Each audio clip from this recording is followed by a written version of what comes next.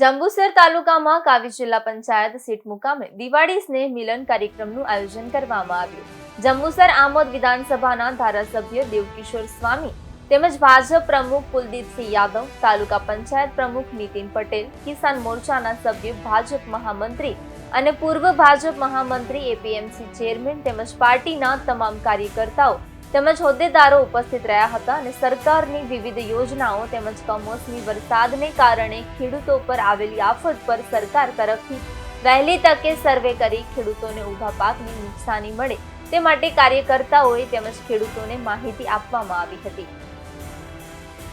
Jambusar Amod Bharatiya Janata party દ્વારા કાવી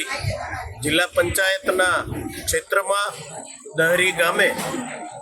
નૂતન વર્ષના પ્રારંભે ભારતીય જનતા પાર્ટીનું સૌ કાર્યકર્તાઓ લગભગ 30 થી 33 ગામના સૌ કાર્યકર્તાઓ એકત્રિત થઈ આજે સ્નેહ મિલન રાખવામાં આવ્યું. સૌ સાથે મળીને આવનાર દિવસોની અંદર ભારતીય જનતા પાર્ટીએ જે કરેલા કામો તે છેવાડાના માનવી સુધી, છેવાડાના ગામ સુધી લઈ જઈ અને જે આવનારા દિવસોની અંદર ઇલેક્શન છે એ ઇલેક્શનની અંદર ભારતીય જનતા પાર્ટી ભવ્યથી ભવ્ય વિજય પ્રાપ્ત કરશે.